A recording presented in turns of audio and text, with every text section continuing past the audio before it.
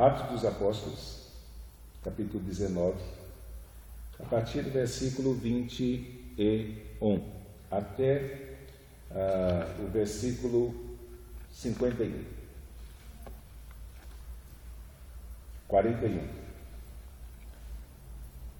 Está escrito: E cumpridas essas coisas, Paulo propôs em espírito ir a Jerusalém, passando pela Macedônia e pela Caia, dizendo: Depois que houver estado ali, importa-me ver também Roma.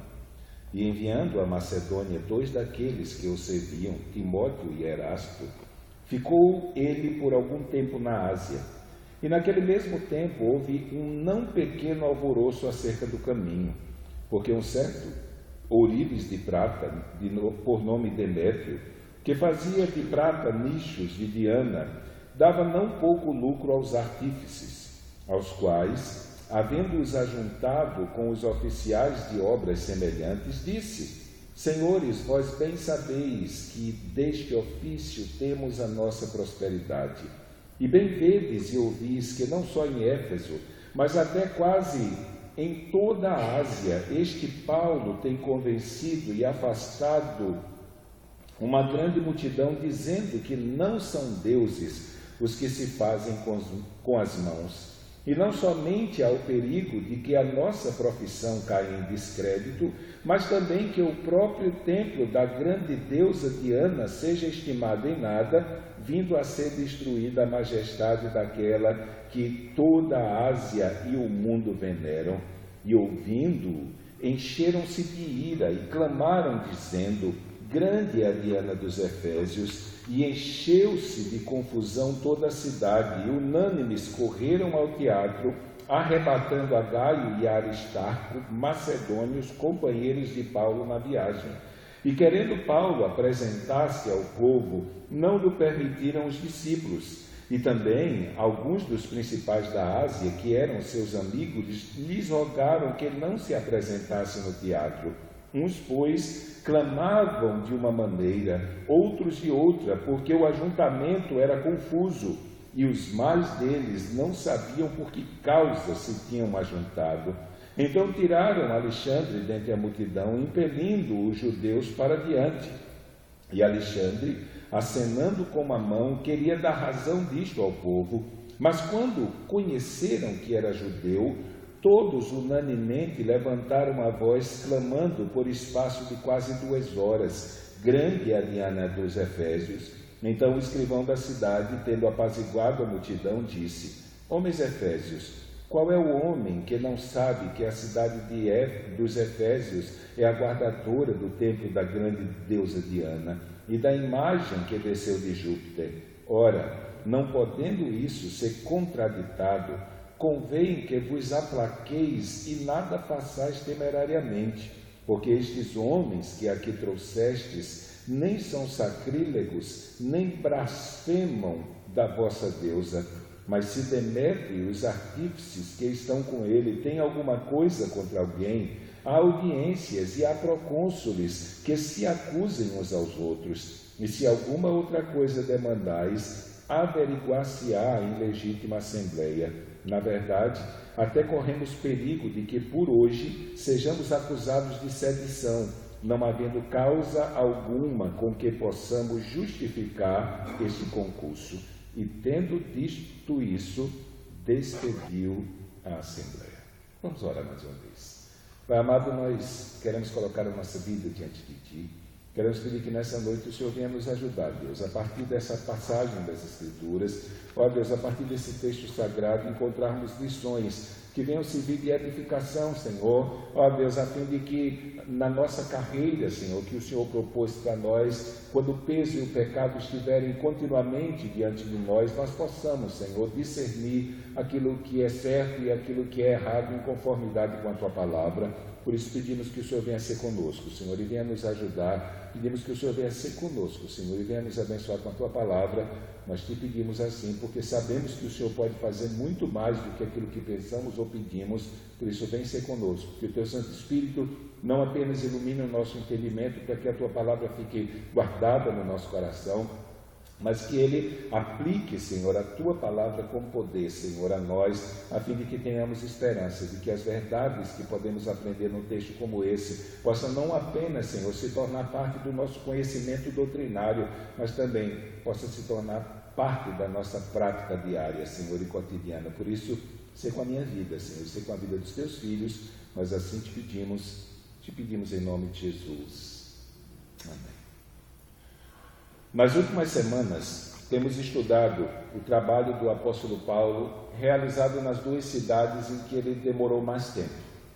Cidade de Corinto, ele passou 1 ano e 6 meses, e ali, como Deus abriu as portas para que Paulo pudesse pregar, e simplesmente fez com que as perseguições e as ameaças, principalmente de dano físico e de morte, cessassem para com Paulo e a equipe missionária. Então Paulo praticamente aproveitou toda a sua estadia na cidade de Corinto para pregar o evangelho para os perdidos. Isso ele deixa claro na sua carta, quando a igreja está vivendo aquela confusão doutrinária e de testemunho diante da comunidade. Paulo escreve para eles no capítulo 3 que não poderia falar a eles como a espirituais, mas como a carnais, como a crianças em Cristo, e aí ele vai dizer: com leite eu vos gerei, ou vos alimentei, nesse sentido. Então Paulo, ele praticamente, no tempo em que passou em Corinto, ele gastou quase a totalidade do seu trabalho pregando o evangelho, e ele vai dizer mais adiante que enquanto esteve no meio dos coríntios, ele propôs, ele não quis saber absolutamente nada além de Jesus Cristo e esse crucificado. E como consequência disso, a igreja tinha algumas dificuldades em discernir que tipo de comportamento ela teria nas mais diversas situações da vida, né? Esse foi o motivo da escrita da metade da primeira carta. Eles enviaram uma carta para Paulo, pedindo que Paulo os instruísse de como eles poderiam lidar com algumas situações de dificuldades que eles estavam enfrentando na igreja de Corinto. E a outra parte da carta, Paulo estava aconselhando e orientando eles como lidar com aqueles problemas que eles não quiseram contar, mas que foram transmitidos a Paulo pelas pessoas que faziam parte da família de Chloe, que para alguns estudiosos era uma irmã que congregava aqui na igreja de Éfeso, cuja família havia se convertido. Então Paulo escreveu essa carta, mas ele deixou claro que enquanto esteve no meio da comunidade dos irmãos de Corinto, ele devotou o seu tempo para falar somente sobre questões concernentes à salvação. Paulo sai de Corinto, vai para Éfeso, e aí a perspectiva de Paulo muda no que diz respeito ao trabalho missionário. Não é mais Paulo agente direto. Paulo tinha a intenção de alcançar uma região muito mais ampla, e Paulo sabia que ele sozinho ele não poderia pregar o evangelho de maneira mais, como é que eu posso dizer assim, com alcance maior, se ele de verdade se tornasse o agente da pregação. Então o que é que o Paulo faz? Paulo, ele funda o que a gente poderia chamar do primeiro seminário teológico conhecido. No judaísmo eles tinham as escolas rabínicas, mas a partir do advento da igreja, nós temos, e pensando no que Paulo fez ali, não temos outra expressão a usar, senão tivemos a fundação do primeiro seminário teológico da igreja cristã, pós a ascensão de Cristo, e na era apostólica, fundada na escola de um filósofo chamado Tirano, em que Paulo se aproveitou do espaço em que a escola estava fechada, a de Tirano, para instruir os irmãos, instruir os crentes acerca da palavra de Deus, acerca do Evangelho, a fim de que eles pudessem se tornar instrumentos para que outros viessem a crer. Tanto que o trabalho ali foi tão eficaz que está escrito aqui que toda a Ásia ouviu o Evangelho a partir daquele seminário teológico que Paulo havia fundado na escola de Tirano. Uma coisa que nos chama a atenção nesse processo de treinamento missionário é que o único um momento disponível para que os irmãos pudessem se reunir livremente e aprender a palavra de Deus. Era o espaço de tempo do dia que nenhum cidadão de Éfeso fazia outra coisa a não ser descansar. Então, naquela região, por força da temperatura, o trabalho funcionava até as 11 da manhã e depois as pessoas só retornavam ao trabalho no final da tarde, quando estava próximo ao pôr do sol, porque o período entre 11 e 4 horas da tarde, o calor era insuportável. E por um período de 2 anos, a igreja se reuniu nesse espaço de tempo para aprender a palavra de Deus. Alguns estudiosos dizem, como falamos a semana passada, que era mais fácil você encontrar um cidadão de Éfeso na rua 1 hora da manhã do que 1 hora da tarde. Eles aproveitavam esse momento para descansar, eles se voltavam e ficavam em casa. Alguns aproveitavam, não sei como é que funcionava a questão da ventilação naquela época, para dormir. Então, nesse sentido, Paulo se aproveita dessa situação para que pudesse ter um momento de tranquilidade para instruir a igreja, e a partir daí ele prega, mas não apenas ele, todos aqueles que foram treinados.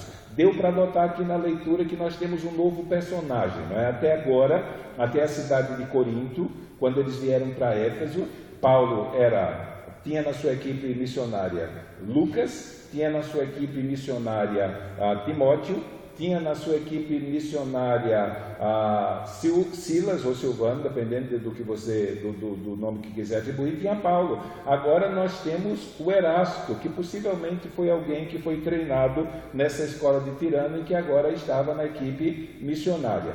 Alguns estudiosos chegam a afirmar que nessa parte prática do treinamento de Paulo, em que eles invadiram a Ásia pregando o Evangelho, aquelas outras 6 igrejas, a parte de Éfeso e de Apocalipse, foram abertas nesse período.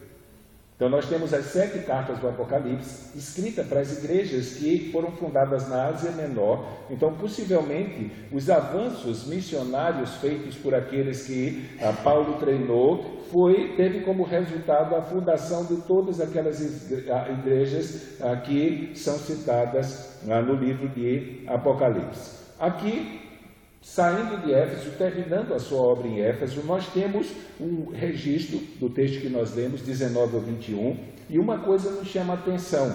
Lucas começa no versículo 21, dizendo que Paulo, ao findar o seu trabalho missionário na cidade de Éfeso, ele tinha um propósito no seu coração. Ele estabeleceu um propósito. Ele tinha feito isso anteriormente, ele tinha saído de Corinto, ido em Jerusalém, refeito toda a sua primeira viagem missionária, visitando as igrejas que ele fundou, e aí volta para Éfeso, passa 3 anos em Éfeso, e agora novamente ele se propõe a ir para Jerusalém. E aí nós, se não prestarmos atenção no contexto, se não prestarmos atenção naquilo que Paulo vai falar acerca dessa viagem nas outras cartas, se não prestarmos atenção no que Paulo fala acerca dessa viagem, quando ele reúne os presbíteros de Éfeso e Mileto, lá no capítulo 20, nós perdemos pelo menos 2 lições que são importantíssimas, eram importantes para a igreja da época e são importantíssimas para nós hoje, né? O texto vai dizer que, cumpridas essas coisas, esse trabalho que Paulo realizou na cidade de Éfeso, que foi citado até o versículo 20, então, e Paulo havia ido para Jerusalém contornado, ou melhor, ele foi, quando voltou, ele terminou o seu trabalho em Éfeso, e aí ele diz, cumpridas todas essas coisas que foram escritas até o versículo 20, ele diz o seguinte: Paulo propôs em espírito ir a Jerusalém, passando pela Macedônia e pela Caia, dizendo, depois que houver estado ali, importa-me ver também roupa. E enviando a Macedônia 2 daqueles que o serviam, Timóteo e Erasto, ficou por algum tempo na Ásia. A questão é, o que era que Paulo queria fazer em Jerusalém? O que ele propôs fazer em Jerusalém que poderia constituir-se em algo de suma importância para a igreja naquele momento?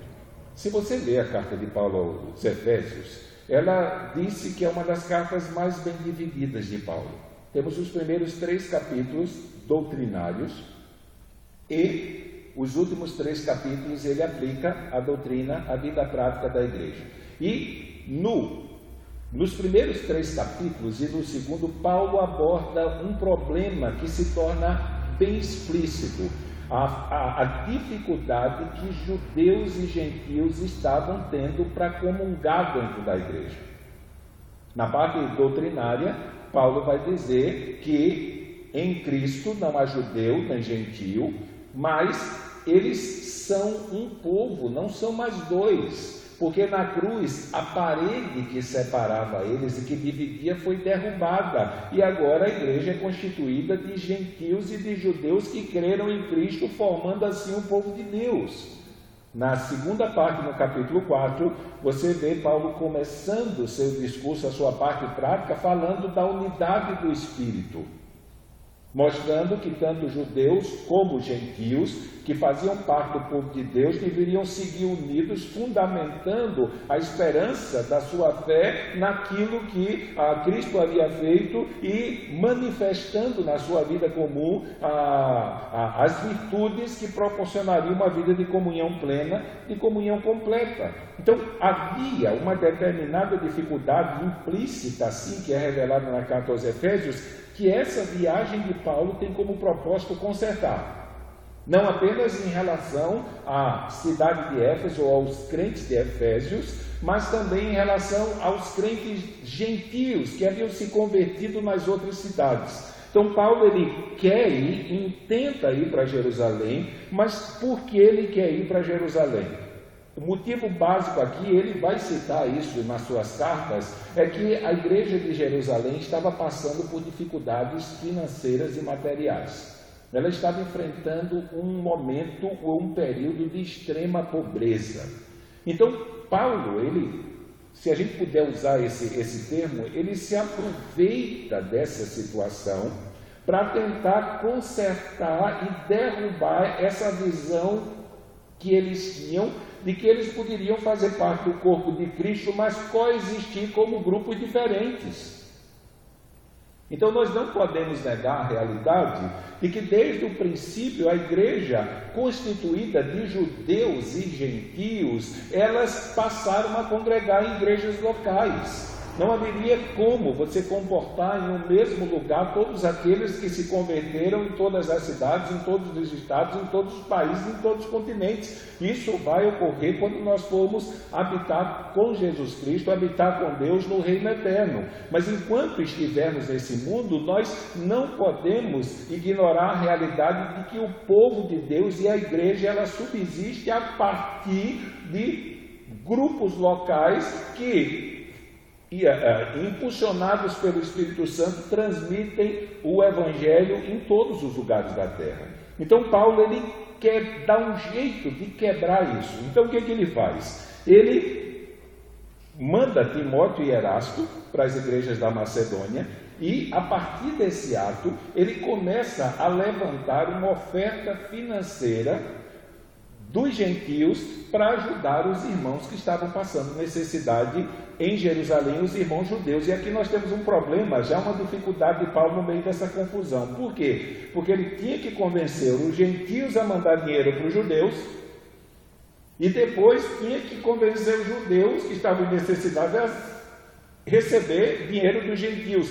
Se os judeus aceitassem essa oferta, então certamente essa parede de separação começava a ser demolida, essa parede de separação começava a ser removida. Então, quando nós vemos Paulo indo para Jerusalém e a partir de outros textos das Escrituras, tendo como propósito levantar uma financeira dos irmãos gentios para ajudar os judeus nas suas dificuldades, nós encontramos Paulo falando sobre isso em 1 Coríntios capítulo 16, 2 Coríntios capítulo 9 e em Romanos capítulo 15, verso 25 ao 26. Então Paulo queria fazer isso e conseguir esse propósito por duas razões. Primeiro, E isso se torna uma coisa muito importante para nós hoje em dia. Se nós não tivermos cuidado na nossa caminhada cristã, apesar de termos o conhecimento da verdade, sermos fundados na doutrina, ainda assim podemos ter um coração inclinado à vida de seita. Nós podemos correr o risco de querer viver uma vida cristã ignorando a realidade de que Jesus Cristo continua tendo ovelhas em outros apriscos. Então é um risco muito grande para nós. Isso é uma coisa que nós lutamos, não é? Às vezes uma pessoa uma vez chegou para mim, não é? Depois de uma reunião pastoral da região, e veio me perguntar como é que eu conseguia me dar tão bem com os pastores, apesar das divergências teológicas que nós temos uns com os outros. E eu disse para a pessoa: olha, quando nós sentamos uns com os outros, nós sentamos como irmãos em Cristo. As divergências teológicas, a parte da questão do Evangelho da graça, e a gente chama sempre de questões de doutrinas secundárias, são suportáveis, porque não trazem nenhuma implicação direta à questão da salvação. Ela traz implicações para a vida comum, e isso aí nós podemos ter paciência para debater. Então, quando eu sento com eles, são meus irmãos em Cristo, que creram em Jesus Cristo, acreditam que são salvos por causa da obra de Cristo, foram alcançados pela graça de Deus, estão caminhando para o céu por causa da obra que Cristo fez. Então, nesse sentido, essas barreiras que existem, elas precisam ser colocadas de lado para ser tratadas à medida da caminhada, mas não podem atrapalhar a comunhão que nós devemos ter com aqueles que professam fé em Jesus Cristo e na graça de Deus como princípio para a salvação. Então havia um problema aqui: os judeus estavam com dificuldades de congregar com os gentios. Então Paulo ele se aproveita desse momento para tentar, a partir de uma atitude dos gentios em relação aos judeus de socorrê-los, Paulo ensinar algumas verdades. E a primeira verdade é que a igreja de Éfeso e a igreja da Macedônia precisavam entender que elas não eram unicamente a igreja de Cristo. Nós fazemos parte de uma denominação que faz parte do corpo de Cristo, cujos outros membros fazem parte de outras denominações, que são tão povo de Deus e tão irmãos nossos como nós somos dele, por fazermos parte da família de Deus. Então nós não podemos de maneira alguma ignorar essa realidade que temos visto em João 10. Nós não somos o centro do cristianismo, não somos a única igreja que Cristo tem e aí por diante. Esse é o primeiro fundamento da existência de uma seita. É quando ela começa a pregar que salvação só existe nela. Só é salvo quem é membro dela e aí por diante. E aí Jesus Cristo deixou de ser o autor e consumador da fé, porque se é uma denominação, se é uma instituição, então a obra de Cristo ela perdeu seu crédito, perdeu seu valor, e Deus estabeleceu outro meio para salvar. Então os irmãos da Macedônia, eles precisavam entender que a igreja de Cristo era muito maior do que eles pensavam, e eles deveriam viver em unidade com os outros irmãos. E aí na figura do corpo, se a igreja de Jerusalém estava sofrendo, então a igreja da Macedônia deveria sofrer junto com ela e ajudar. Isso é um problema que nós enfrentamos muito na questão missiológica, não é? Às vezes uma pessoa vem e um missionário ele está passando dificuldades em um campo e ele de alguma maneira cria meios para, como é que eu posso dizer assim, estimular as igrejas a mandarem ofertas para o seu sustento. E não é anormal e não é difícil nós ouvirmos grupos dizerem ou perguntarem a que denominação eles pertencem. Ou eles são da Batista Nacional, como se pelo fato de serem missionários enviados pela Presbiteriana, ou pela Congregacional, ou pela Assembleia de Deus, nós não tivéssemos responsabilidade em socorrê-los. Mas Paulo aqui está querendo ensinar aos irmãos da Macedônia que os judeus que se converteram em Jerusalém, que estavam passando dificuldades, eles eram tão irmãos dele como os da Macedônia. E eles deveriam se sentir tão responsáveis em ajudá-los como eles se sentiriam em ajudar um irmão da fé que faziam parte da congregação em que eles estavam. Então Paulo queria ensinar essa realidade de que existe um corpo de Cristo espalhado pelo mundo e que está unido, em cujo corpo a Igreja da Macedônia fazia parte, da mesma maneira nós, em cujo corpo a Igreja Batista Nacional de Santa Rosa do Sul faz parte, a denominação Batista Nacional faz parte, juntamente com outras partes do corpo, ou usando aquela figura do aprisco, com outros apriscos como batistas brasileiras, presbiterianas, congregacionais e aí por diante. Nós só deixamos fora as neopentecostais por não considerarmos esses grupos igrejas evangélicas. Mas nesse sentido Paulo queria trazer essa lição. A igreja, de maneira mais ampla, apesar de se ajuntar em congregações locais por uma questão geográfica, ela, em toda a sua amplitude, é o corpo de Cristo que condensa tudo a todos aqueles que tiveram fé em Jesus Cristo. E nesse sentido, nós devemos considerar os nossos irmãos de outras denominações, levando em consideração que a sua pregação em relação à salvação é bíblica. No meio mais reformado, eles fazem uma distinção clássica. É difícil a gente trabalhar essa realidade, eu ainda não encontrei o fio da meada, mas a ideia é como você considera uma heresia, um falso ensino, qual é a diferença que tem? E normalmente a ideia é que a heresia ela é atacada quando o seu ensino ele mexe na verdade bíblica sobre a salvação. Então, quando a doutrina da salvação pela graça é atacada, nesse sentido, nós devemos nos opor com mais veemência, porque aí as portas do reino de Deus é fechada para aquele que crê no caminho errado. Agora, se não mexe com essa realidade da doutrina da salvação, e a parte da doutrina da salvação, aquela estrutura básica da fé cristã, que vem desde a autoridade da palavra, a doutrina de Deus, até a escatologia, a vinda de Cristo, então, nesse sentido, nós devemos ter paciência com as divergências, acreditando que Deus vai ajudar as igrejas a compreenderem cada dia mais, senão nessa vida, no porvir, nós vamos receber a resposta de tudo. Mas nós somos apenas uma parte desse corpo de Cristo, dessa igreja de Cristo que está espalhada pelo mundo. Então, nesse sentido, nós não devemos nutrir em nosso coração qualquer tipo de ideia de que nós podemos viver tranquilamente a nossa vida cristã sem que nós não tivéssemos nada com os demais irmãos que estão espalhados pelo mundo. Temos sim.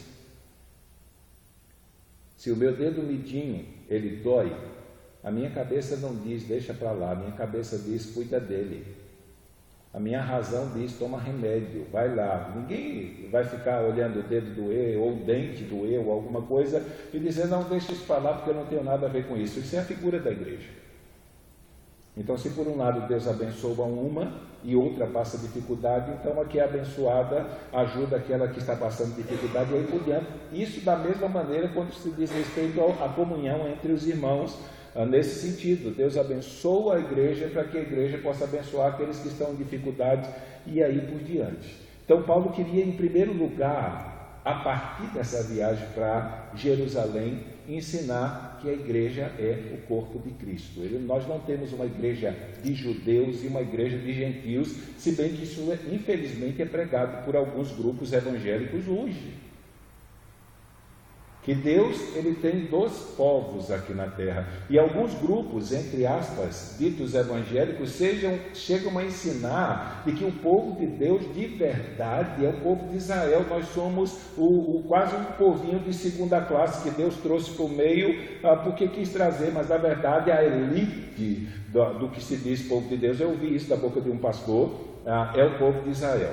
Eu não consegui, à luz de Efésios, convencê-lo de que o povo de Deus é a junção de judeus e gentios que creram em Jesus Cristo, com a parede de separação derribada, formando um único povo. Ele ignorou todas as afirmações de Paulo naquele texto. Então, nós precisamos olhar para os nossos irmãos que fazem parte de outras denominações, que moram em outros lugares, da mesma maneira que nós olhamos e tratamos uns aos outros da nossa comunidade local. Porque eles são tão povo de Deus, e são tão igreja de Jesus Cristo, e são tão corpo de Cristo como nós. Volto a dizer, se o sofrimento está batendo na porta deles e não da nossa, então nós temos responsabilidade em ajudar. Então, a primeira coisa que Paulo quer demonstrar com essa ida em Jerusalém é a realidade da unidade da igreja, fazendo com que tanto os irmãos da Macedônia como os judeus convertidos que habitavam em Jerusalém pudessem ser convencidos de que eles fazem parte de um único corpo. E se você ler os primeiros 3 capítulos de Efésios, principalmente o capítulo 3, você vai ver Paulo ensinando isso com mais clareza. Segunda coisa que Paulo quer ensinar para eles, e nós não precisamos gastar muito tempo, principalmente para os irmãos que estiveram sábado e domingo de manhã lá em Sombrio. A segunda lição é que não apenas eles deveriam compreender que a igreja é o corpo de Cristo e ela deve viver em unidade, mas que o amor que deveria ser evidenciado no meio da igreja, o amor que deveria ser demonstrado pelos conversos a Deus, ele deveria se manifestar através de atitudes para com o próximo. Isso é o que João ensina na sua carta. Que o amor, ele só é amor a Deus, o amor a Deus só é testificado quando o mesmo tipo de amor que Deus demonstrou para conosco, nós demonstramos para com o próximo. Tanto que ele vai dizer que nós não devemos amar somente de palavras, mas em palavras e obras. E é isso que Paulo quer ensinar aqui. Que o cristianismo, no que diz respeito à exposição do sofrimento alheio, não é o povo que, diante do sofrimento alheio, sente dó. Porque nós somos expertos em sentir dó do necessitado. Nós olhamos uma pessoa sofrendo, e aí temos aquele assentimento emocional de tristeza, e até dizemos coitados, e 5 minutos depois nós estamos rindo, estamos comendo, estamos brincando, como se não tivéssemos visto nada anteriormente. O amor proposto para a vida cristã não é esse tipo de amor, que se revela no sentimento de dó na necessidade alheia. Mas a Bíblia usa outra palavra para expressar esse ato interior que nos impulsiona diante da necessidade alheia, que é a palavra compaixão. Dissemos na semana passada, dissemos lá no aniversário de Sombrio, se você lê os evangelhos, todas as vezes que você vê escrito Jesus teve compaixão de... Em nenhum momento, depois de ter compaixão, ele virou as costas e foi embora. Mas todas as vezes que ele foi movido por um sentimento de compaixão diante da necessidade de alguém, ele fez algo para ajudar a solucionar aquele problema, ou melhor, ele solucionou aquele problema. Então, nesse sentido, Paulo quer ensinar aos irmãos da Macedônia, em relação aos irmãos de Jerusalém que estão sofrendo, é que a demonstração daquilo que era chamado anteriormente caridade para com o próximo, o amor prático, é uma questão de atitude. Como João escreveu, se você vê o seu irmão necessitando do alimento cotidiano e simplesmente virar as costas e não fizer nada, ele diz que o seu amor não vale nada. Isso não é amor verdadeiro. Não é amor. O amor, ele sempre vai impulsionar aquele que está movido de compaixão a fazer alguma coisa para solucionar o problema, ou se não tem condições de solucionar o problema, para minimizar o sofrimento daquela pessoa dentro das possibilidades que Deus colocou nas suas mãos. Então, uma coisa, eu me deparo com uma pessoa que está padecendo alguma necessidade, e eu, como cristão, não tenho como ajudar. Não ajudar não é pecado. Tanto Tiago como João, ele vai dizer, e tendo como ajudar. Virar as costas e não fazer algo para solucionar o problema daquele que está necessitado. Então, nesse sentido, Paulo quer não apenas ensinar que a igreja é um corpo que congrega todos aqueles que tiveram fé em Jesus Cristo, mas também que na vida prática, no convívio prático, essa igreja deveria estar atenta às necessidades do corpo, tanto pessoais como igrejas locais, a fim de poder se tornar um instrumento da demonstração do amor de Deus. Então a ideia que Paulo quer mostrar é que compaixão, ela é aquele tipo de tristeza e simpatia que se traduz em ação.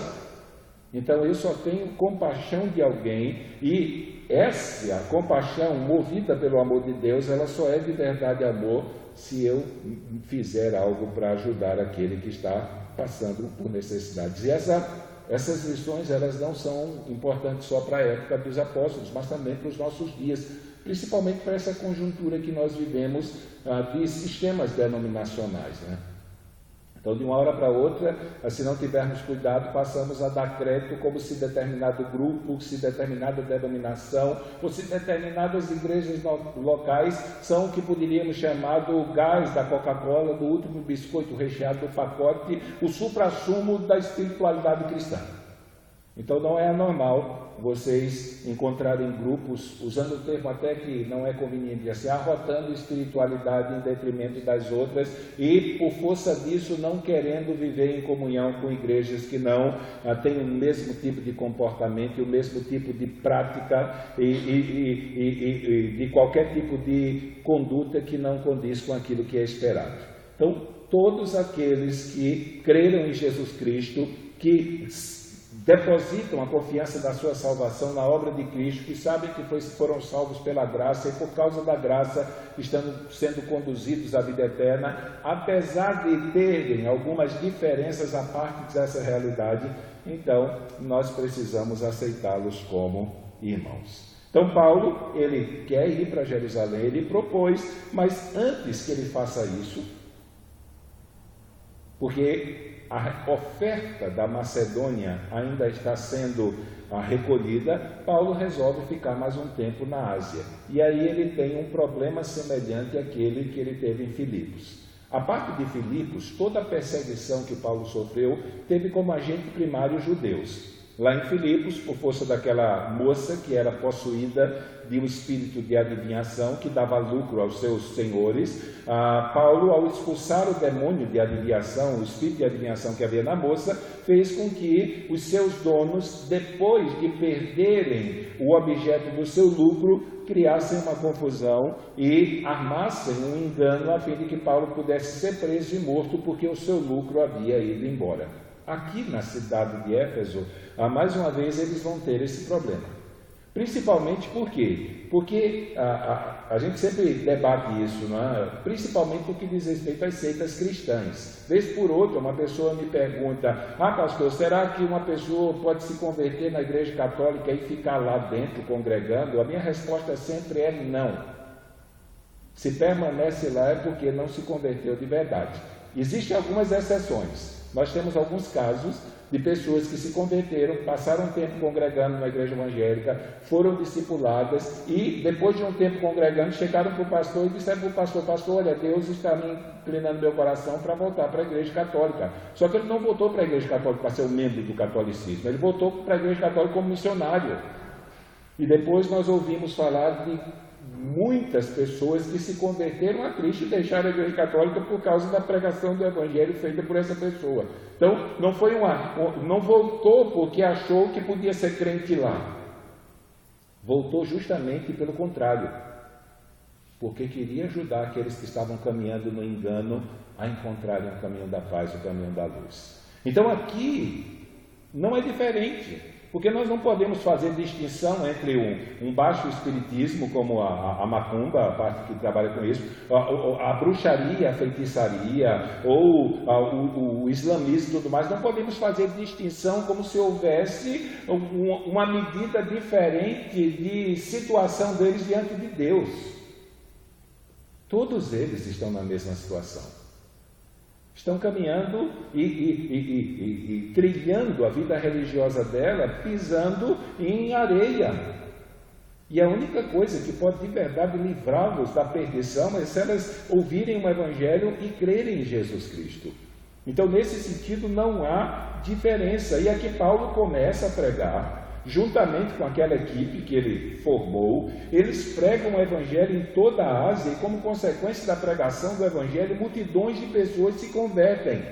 Consequência primária: as religiões pagãs começam a enfrentar problemas de desvio dos seus membros. E como consequência disso, o culto mais famoso da Ásia está começando a ter problemas de crédito. Então aqui, nessa passagem que nós lemos do 21 ao 31, a parte dessa viagem para Jerusalém, nós vemos um problema muito comum nos nossos dias e que muitas vezes passa desapercebido diante dos nossos olhos, que é a utilização da fé religiosa como instrumento de enriquecimento ilícito. Então, muita gente nesse mundo que se diz religiosa, não é religiosa coisa nenhuma, mas se aproveita da religião por causa do que eles ganham em função da alimentação disso. Então, Paulo começa a pregar, e aí aqueles que viviam do lucro da prática idólatra começaram a ter prejuízo nas suas empresas. Se nós pudéssemos pensar hoje, imagine que as pessoas que fabricam imagens de escultura de santos no Brasil começassem a notar que milhões e milhões de pessoas que cultuavam aqueles santos haviam se convertido ao Evangelho e deixaram de comprar santos. Imagine, para cada católico que se converte, é menos um santo ou mais comprado para quem fabrica. Para cada espírita, é menos um frequentador que vai no terreiro de macumba dar lucro para o pai de santo e aí por diante. Então, a conversão de pessoas na Ásia se tornou algo tão amplo que aqueles que viviam do comércio de imagens e esculturas começaram a ficar desesperados. E aí nós temos aqui, se pudéssemos dizer, o presidente da Federação das Indústrias de Escultura da Ásia Menor, desesperado. O nome dele é Demétrio. Então Demétrio, ele simplesmente convoca uma assembleia dos industriários a fim de discutir o que eles vão fazer. O interessante é que no discurso de Demétrio, ele passa para aqueles que fabricavam as imagens uma preocupação religiosa, mas era tudo falsidade.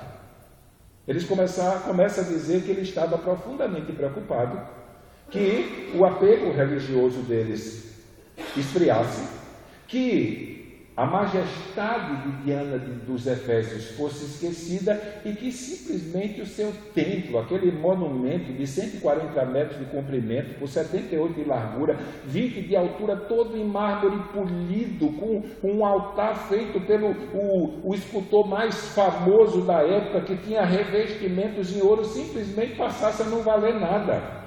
Então ele instiga aqueles que de verdade tinham preocupações religiosas a se voltarem contra Paulo e fazer alguma coisa para que a pregação do Evangelho fosse impedida. Só que a preocupação de Demétrio não era religiosa, a preocupação de Demétrio era financeira. O lucro deles estava indo por água abaixo.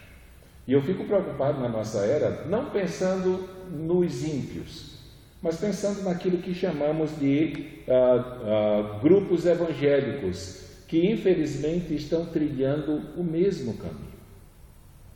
Nós temos tido um conflito muito grande nos últimos meses, os irmãos que acessam a internet têm visto, dos grupos neopentecostais e alguns líderes neopentecostais se opondo veemente ao movimento considerado reformado, não é?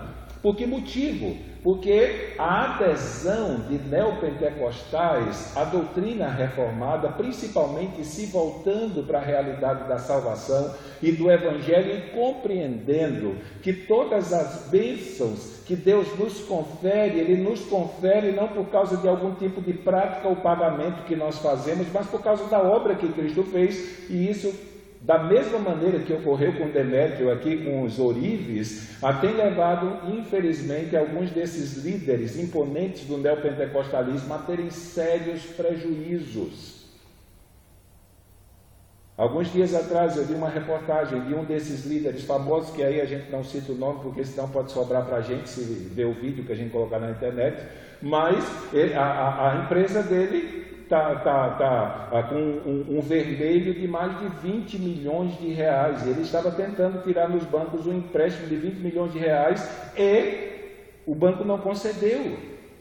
Outro pastor famoso da mídia está tendo sérios problemas financeiros, porque simplesmente as pessoas não estão mais botando dinheirinho no envelope para mandar para lá.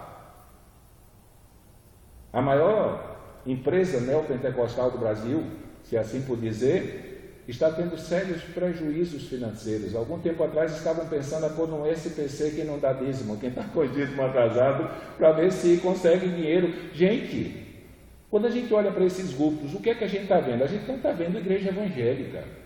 Nós não estamos vendo igrejas cristãs que pela pregação do Evangelho de Cristo estão sendo fundadas e pregando o Evangelho, estão expandindo o reino de Deus, mas nós estamos vendo diante de nós no meio Evangelho, e aí o nome melhor para se dar é no meio gospel, nada mais nada menos do que uma cristianização do movimento liderado por Demétrios Ourives e do paganismo de Efésio.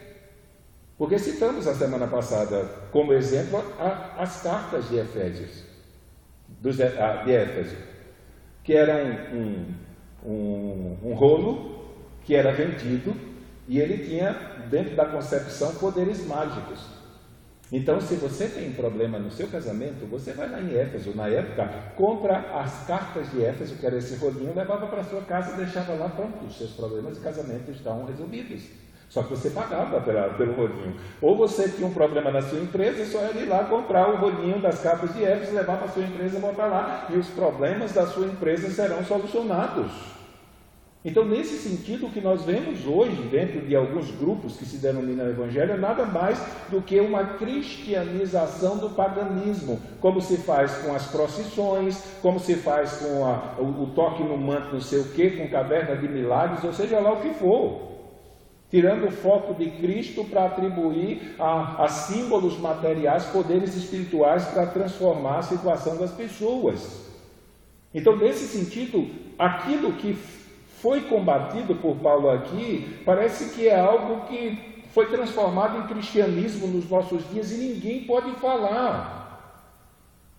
Porque se falar, vai sofrer a oposição. Então, o que nós vimos de uns meses para cá em relação aos ataques ao movimento reformado por causa da pregação do Evangelho da Graça e a centralização das bênçãos recebidas no pagamento que Cristo fez e na obra que Cristo fez, fazendo com que essas pessoas tenham perdido, graças a Deus, milhões e milhões de ofertas que eram enviadas por aqueles que estavam enganados, feito com que eles se revoltem e estejam armando confusão por aí. Então, por isso, e é por esse motivo que nós não consideramos as igrejas neopentecostais como igrejas genuinamente evangélicas. Porque não é o evangelho que eles pregam, não é a vida cristã que eles estão vivendo e estão buscando viver, não há uma preocupação direta com aqueles princípios que estão estabelecidos na palavra de Deus como princípios que devem evidenciar uma igreja genuinamente evangélica que foi alcançada pelo poder da salvação de Cristo. Então, quando lemos esse texto, temos alguns personagens como Demétrios e os Ourives, mais especificamente Demétrio, que o interesse dele direto era lucrar com a fé pagã. Ele não tinha uma preocupação direta com a religiosidade. Ele gostava da religiosidade porque isso se tornou um caminho de lucro para ele. Então nós não apenas temos esse problema com esses grupos ou esses líderes famosos que, graças à compreensão que o Espírito Santo tem dado às pessoas acerca do Evangelho, tem feito com que essas pessoas não financiem mais esses movimentos a fim de que as doutrinas erradas ensinadas por eles sejam conhecidas. Mas uma das coisas mais evidentes que exprimem e expressam mais esse tipo de conduta pagã aqui, de Demétrios Ourives, é o que nós chamamos do mundo gospel da música, né? Eu sempre digo para os irmãos que eu não vou a show gospel e não vou por um único motivo. É um evento que tem como fim principal produzir lucro e mais nada. é só lucro. Então existe um grupo de pessoas que aprendeu que fazer evento gospel dá dinheiro. Alguns anos atrás tivemos um aqui na nossa região. E muitas pessoas foram. E aí, 2 dias depois, eu fui lá para a internet e fui calcular quantas pessoas foram a esse show. Tantas pessoas, tantos estavam naquela parte da frente, tantos estavam na parte secundária lá da população. E aí eu fui calcular quanto era o preço do ingresso, da frente e de trás. Fiz os cálculos de quantos estavam na frente, quantos estavam atrás, está o preço do ingresso. E aí fui para os cantores. Quanto foi que eles pagaram para o cantor fulano, para o cantor cicrano, cantor beltrano, quanto pagaram pelo local, isso fora a venda de refrigerante, de livro, de CD e tudo mais. E na pior das hipóteses, em um sábado eles lucraram quase 400 mil reais. E aí já programaram para 4 meses atrás o segundo. E a propaganda é que Deus iria avivar a região a partir daquilo. Que avivamento que nada. É só engano. Foi muito bom ganhar 400 mil reais uma noite, em nome da fé. Então nós estamos vivendo o cristianismo desse. Um tipo de vida que foi combatida e foi motivo de conflito para os apóstolos, mais especificamente para o apóstolo Paulo, porque a pregação de Paulo estava denunciando esse erro. Então nós precisamos ter cuidado na nossa era. Precisamos mesmo. Porque alguns são enganadores, outros acreditaram no erro, mas não é porque eles estão enganados e propagando o engano que nós devemos ter dó e seguir. O engano é engano. E nós não podemos, de maneira alguma, nos deixarmos levar por esses enganos. Eles queriam fazer com Paulo a mesma coisa que os donos daquela moça lá em Filipos queriam fazer. Tentar criar uma confusão falsa e atribuir a Paulo e sua equipe missionária o encabeçamento. Lá em Filipos, Deus trocou o governador. Gaio, quando foi, não Gaio, né, que ele vai falar de Gaio aqui, mais um colaborador com Paulo, mas Gaio, o governador, ele não deixou nem os judeus acusarem, porque ele sabia que o que estava movendo os judeus era um problema de inveja por conta da grande massa de judeus que estavam se convertendo ao cristianismo. O problema era o mesmo aqui. A fonte de lucro das sinagogas estava indo embora. Os ofertantes estavam virando cristãos e deixando de contribuir. E aí vem o sumo sacerdote com aspecto de preocupação religiosa, quando na verdade o problema era muito mais financeiro. O problema era muito mais de dinheiro do que de fé. E aí Deus coloca aquele governador justo lá no julgamento e diz: olha, quem na verdade apanhou lá foram os judeus, não foi Paulo, e ele deu carta branca para que Paulo continuasse pregando. Aqui também eles procuram o responsável pela cidade, aquele que era responsável em julgar as questões concernentes aos problemas da população e diretamente a lidar os conflitos que pudessem causar qualquer confusão pública. E aí simplesmente ele chega lá e, a partir de uma série de argumentos que nós vamos ver a semana que vem, ele apazigua, resolve a situação, isenta Paulo e os seus ajudadores de qualquer tipo de comportamento que pudesse implicar crime para eles. Em outras palavras, ele disse para Paulo e os seus colaboradores: podem continuar pregando que vocês não vão ter nenhum problema com a justiça romana. Não vão ter nenhum problema. E aí deixou a carta branca para que tanto os irmãos da igreja como o apóstolo e sua equipe continuassem pregando o Evangelho. Uma das coisas que nos chama a atenção, e isso vai ser evidenciado por Paulo no capítulo 20, quando nós chegarmos lá, é que Paulo tinha uma compreensão clara acerca do perigo que ele enfrentava naquela região por causa da pregação do Evangelho. Mas Paulo aqui estava já um missionário cascudo. Estava aquele tipo de missionário que estava pronto para qualquer coisa. Nada intimidava ele. nem a ameaça de apedrejamento, nem a ameaça de surra, nem a ameaça de prisão, nem a ameaça de morte. Então, o povo, e aí a gente vai explicar o termo a semana que vem, eles estavam enfurecidos, porque Demétrio disse: olha, esse Paulo vai acabar com a glória de Diana dos Efésios, com a pregação do evangelho que ele está fazendo. E Paulo simplesmente queria ir lá para o meio dessa multidão justificar o que ele estava fazendo. Na cabeça de Paulo: eu vou lá, prego de novo para eles e seja o que Deus quiser. Só que de Filipos para cá, nós notamos que Paulo está tão disposto a enfrentar qualquer coisa que Deus começa a usar a igreja para protegê-lo. Então, Paulo, ele tem ousadia para enfrentar, mas não chegou o momento dele partir dessa vida para o porvir. Então, Deus se utiliza dos irmãos. Por incrível que pareça, Deus se utiliza dos judeus que gostavam de Paulo para impedirem Paulo de se expor desnecessariamente ao perigo de morte por causa de uma confusão que estavam fazendo contra o cristianismo. Então aqui nós temos um homem que talvez um adjetivo que poderia qualificá-lo muito bem era coragem.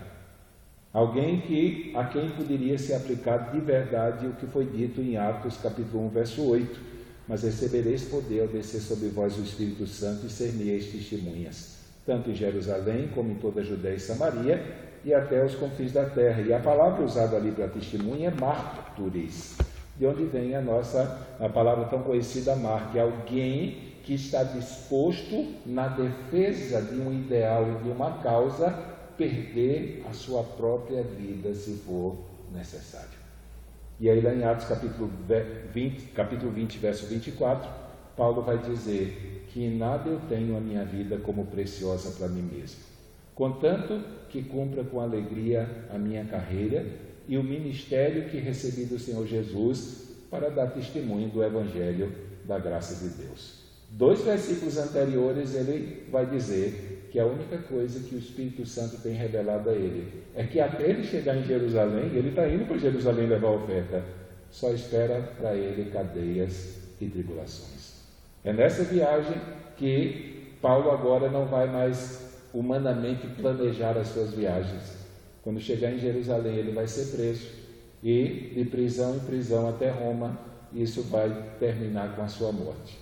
Então aqui nós temos um homem preocupado com os perdidos, a tal ponto que na cabeça dele, ele não apenas precisa pregar o Evangelho, mas precisa ensinar o Evangelho de tal maneira aos convertidos, que esses convertidos possam também participar dessa tarefa missionária, dessa tarefa tão gloriosa.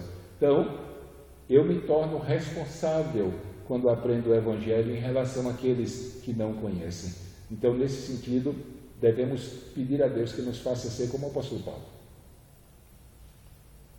E esteja disposto, como está em Atos 1:8, para aqueles que foram alcançados pela salvação e se tornaram habitados pelo Espírito Santo, a cumprir a carreira que Deus propôs para nós.